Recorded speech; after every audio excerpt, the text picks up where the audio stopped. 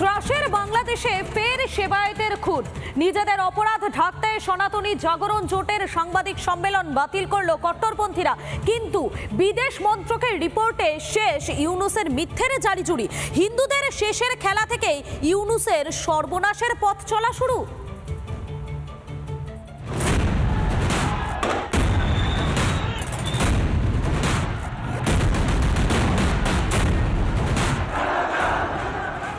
হিন্দুদের রক্তে ভিজছে ইউনূসের বাংলাদেশের মাটি।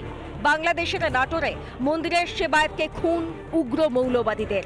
হাত পা বাঁধা অবস্থায় দেহ উদ্ধার হয় ওই সেবায়েতের।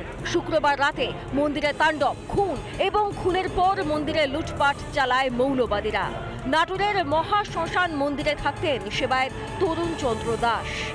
হিন্দু, বুদ্ধিস্ট, খ্রিস্টান সবাই ব্যাকফুটে আছে। নিজের পর্ব তো সেলিব্রেট করার দূরের কথা, রাত্রি লোক আতঙ্কে থাকছে। বাংলাদেশের ইন্টারিম গভর্নমেন্ট স্টেপস নেবে। শুধু হিন্দুদের ওপর অত্যাচার করেই থেমে নেই ইউনূসপন্থীরা। কণ্ঠরোধের জন্য শুক্রবার বাতিল করা হলো সনাতনী জাগরণ জোটের সাংবাদিক সম্মেলন। কিন্তু এই সম্মেলন থেকে এমন কি তথ্য দেওয়া হতো যার ভয় কাঁটায় ইউনূস সরকার? রিপাবলিকের হাতে সেই এক্সক্লুসিভ তথ্য। চট্টগ্রাম 503 জনের নামে 9টি মামলা, অজ্ঞাত পরিচয় 2985 জনের নামে মামলা।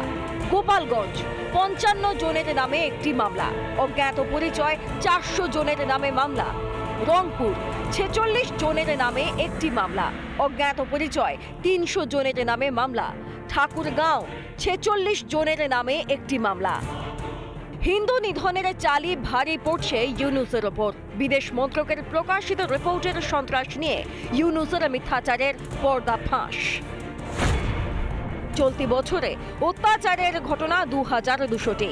জানুয়ারি নভেম্বরে হামলার সংখ্যা 138, 368টি বাড়ি ভাঙচুর, আহত 82। একটি মানবাধিকার সংগঠনের দাবি, বাংলাদেশে চলছে হিন্দু নিধন। শেখ হাসিনার পতনের পর বাংলাদেশের পরিস্থিতিতে আমূল পরিবর্তন নিয়ে উদ্বেগের পাশাপাশি ইউনূসের নিন্দায় সরব বিজেপি থেকে কংগ্রেস। তাহলে এক লাইনে বুঝিয়ে দিচ্ছি, ভারতকে আন্ডার এস্টিমেট করবেন না। That's it. হয় মুসলমান হতে হবে, নয় দেশ ছাড়তে হবে। বিশেষ করে এই যে সরকার দেখছি বাংলাদেশে, এই সরকারের আমলে এই বিপদ আগামী দিন আরো বাড়বে। ইউনূস গদিতে বসার পর থেকে নৃশংস বাংলাদেশের রূপ দেখতে পেল গোটা বিশ্ব। হিন্দুদের উপর বর্বরোচিত হামলার মাথায় ইউনূস এখনো চোখে ঠুলি পরে বসে থাকবেন শান্তিতে? নোবেলজয়ী ইউনূস। রিপাবলিক বাংলা। অশান্ত বাংলাদেশ, অরাজকতার আজ এপারেও। তাই এবারে শিলিগুড়ি করিডরকে ব্যবহার করে এ বাংলায় অশান্তির চেষ্টা চালাচ্ছে একাধিক জঙ্গি গোষ্ঠী। মুর্শিদাবাদের হরিহরপাড়ায় 2 জেএমবি জঙ্গি সদস্যকে গ্রেফতারের পর এমনটাই জানতে পেরেছেন গোয়েন্দারা।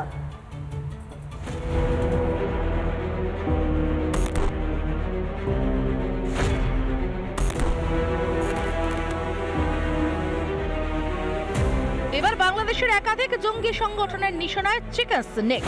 শিলিগুড়ি করিডর দিয়ে উত্তর পূর্ব ভারতে নাশকতা ছড়ানোই উদ্দেশ্য জেএমবি, আইসিস বা কালেমাত জামায়াতের।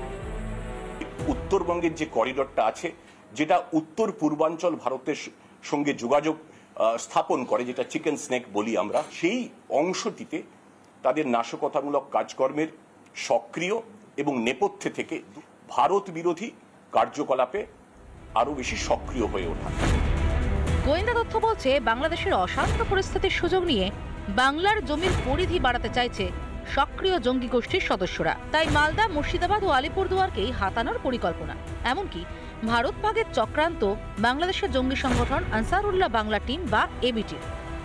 এই স্লিপার সেল তার উদ্দেশ্য ছিল ভারতবর্ষে নাশকতামূলক কাজকর্মে উদ্বুদ্ধ করা স্থানীয় যুবকদের।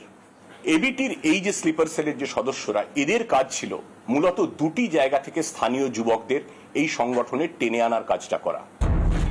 শিলিগুড়ি করিডর চিকেন স্নেক নামে পরিচিত, মুরগির ঘাড়ের মতো আকৃতি থেকে নামকরণ। 7 সিস্টার্সের সঙ্গে একমাত্র যোগসূত্র। সামরিক দিক থেকে অত্যন্ত গুরুত্বপূর্ণ। উত্তর পূর্বের 7 রাজ্যের সঙ্গে সংযোগ স্থাপন করে। এই নিয়ে শুরু হয়েছে এবার রাজনৈতিক চাপানোতর। বাংলা থেকে 2 জঙ্গির গ্রেফতারি নিয়ে সরাসরি তৃণমূলকে নিশানা করেছে বিরোধীরা। এই রাজ্যের করিডোর দিয়ে তারা ছড়িয়ে যাচ্ছে ভারতবর্ষের সর্বত্র। তাদের না আছে এডুকেশন, না আছে কোনো কিছু, না তারা ভারতবর্ষ ভালোবাসে, না ভারতবাসীকে ভালোবাসে। এটা ভয়ঙ্কর। যতদিন না পর্যন্ত এই সরকারটা এখান থেকে যাচ্ছে, আমাদের এই অগ্নিকুণ্ডের উপরে বসে থাকতে হবে। বাংলায় কথাটা চোর পালালে বুদ্ধি বাড়ে। এখন ভারত সরকারের, পশ্চিমবঙ্গ সরকারের উভয়েরই ঘটনা ঘটার পর সতর্কতা বাড়ছে। চোর পালিয়েছে, বুদ্ধি বাড়ছে। পার্লামেন্টে আমরা একাধিকবার এই কথা বলেছি যে ভারতবর্ষ এবং বাংলাদেশের সীমান্ত আগামী দিনে আমাদের দেশের জন্য ভালনারেবল হবে। যে শিলিগুড়িকে তারা টার্গেট করছেন, শিলিগুড়ি করিডোরকে, তো সেক্ষেত্রে প্রশাসন কি করছে? ভারতবর্ষ এত বড় একটা দেশ, এত শক্তিশালী দেশ, প্রশাসনিক দায়িত্বপ্রাপ্ত রাজনৈতিক নেতা এবং প্রশাসকরা নিজেদের দায়িত্ব এড়াতে পারবেন না। দীর্ঘদিন ধরে ভারতকে ভিতর থেকে দুর্বল করার চক্রান্ত চালাচ্ছে একাধিক বিদেশি শক্তি। ভারতীয় সেনা, অন্যান্য বাহিনী ও গোয়েন্দাদের দাপটে তা স্বপ্নই রয়ে গিয়েছে। একে ফাঁকা কলসি, তাতে আবার আওয়াজ বেশি। মুখে আস্ফালনী সার ইউনূস সরকারের। রিপাবলিক বাংলা। দিল্লি বিমানবন্দর থেকে গ্রেফতার 6 আফগান নাগরিক। জাল পাসপোর্ট এবং ভুয়ো নথি উদ্ধার ধৃতদের থেকে। মালবাজার পুরসভার দেওয়া নথি থেকে পরিষ্কার পশ্চিমবঙ্গ থেকেই দেওয়া হয়েছিল এই পাসপোর্ট। এত কিছুর পরেও ঘুম ভাঙে না কেন প্রশাসনের?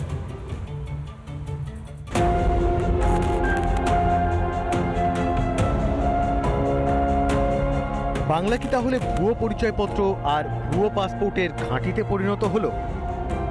এমনটাই মনে করছেন গোয়েন্দারা। আর এই ভুয়ো পাসপোর্ট ব্যবহার করেই পশ্চিমবঙ্গের ঘাঁটি তৈরি করছে জঙ্গি সংগঠন। তদন্তে চলার মধ্যেই দিল্লি এয়ারপোর্ট থেকে 6 জনকে গ্রেপ্তার করলো সিবিআই এবং এরা প্রত্যেকেই কিন্তু আফগানিস্তানের নাগরিক এবং তারা কি করে ইন্ডিয়ান পাসপোর্ট পেল এবং এক্ষেত্রে বৈধ পরিচয়পত্র তৈরি করাতে তাদেরকে কে সাহায্য করেছিল এই নিয়ে তদন্ত করে যখন সিবিআই এর তদন্তকারী আধিকারিকদের কাছে উঠে আসে যে এই প্রতিটি ডকুমেন্টসে কিন্তু পশ্চিমবঙ্গের মালবাজার পুরসভার। সূত্রের খবর, কয়েকদিন আগে দিল্লি বিমানবন্দর থেকে 6 আফগান নাগরিককে গ্রেপ্তার করে সিবিআই। তাদের কাছ থেকে মেলে ভারতের পাসপোর্ট, সঙ্গে সব জাল সরকারি নথি। জাল পাসপোর্ট ও জাল নথি উদ্ধার। সব জাল নথি মালবাজার পুরসভার দেওয়া। জাল নথির মধ্যে জন্ম ও মৃত্যুর শংসাপত্র। নভেম্বরেই তথ্য জানতে চায় সিবিআই স্ক্যানারে মালবাজার পুরসভার কর্মী। সেই কর্মী এখন সপরিবারে পলাতক। এতেই পরিষ্কার এই বাংলায় সর্ষের মধ্যেই রয়েছে ভূত। সরকারি কর্মীরাই টাকার বিনিময়ে জঙ্গি ও অনুপ্রবেশকারীদের মদত দিচ্ছে। প্রশাসনের নজরদারি সত্ত্বেও কিভাবে হচ্ছে পাসপোর্টের নথির ভেরিফিকেশন? ভয়ঙ্কর জায়গায় দাঁড়াচ্ছি। এই সবকটা শক্তি এক হচ্ছে বাংলাদেশ এবং পশ্চিমবঙ্গের মুসলিম মৌলবাদ শক্তি এক হচ্ছে এবং যাদের মাথারা তৃণমূলে রয়েছে। সতর্ক হন, আমাদের বাঁচতে হবে। পাসপোর্ট তৈরি করার কাজ তো ওই পাড়ার তৃণমূলী পঞ্চায়েত প্রধান বা তৃণমূলী জেলা সভাপতি তারা একা হতে পারে না। রাজ্য প্রশাসন এবং কেন্দ্রীয় প্রশাসন উভয়তই তারা কিন্তু যুক্ত। এবং আমি তো চাইবো এই ব্যাপারে কেন্দ্রীয় সরকারের উদ্যোগ নিয়ে, কেন এর সঙ্গে দেশের পররাষ্ট্রনীতির ব্যাপারটা যুক্ত, সুরক্ষার প্রশ্নটা যুক্ত। তারা কেন স্বতঃপ্রণোদিত হয়ে একটা নির্দিষ্ট তদন্ত করছেন না? সর্ষের মধ্যেই লুকিয়ে ভূত। অনুপ্রবেশকারীদের হাতে ভুয়ো পাসপোর্ট কি ভোট রাজনীতিরই হাতিয়ার? অর্ণব মজুমদারের রিপোর্ট, রিপাবলিক বাংলা। নানা ধরনের কন্টেন্ট দেখার জন্য লাইক করুন, শেয়ার করুন আমাদের ফেসবুক পেজ, সাবস্ক্রাইব করুন আমাদের ইউটিউব চ্যানেল। পাশাপাশি অন্যান্য ব্রেকিং নিউজের জন্য অবশ্যই চোখ রাখুন রিপাবলিক বাংলায়।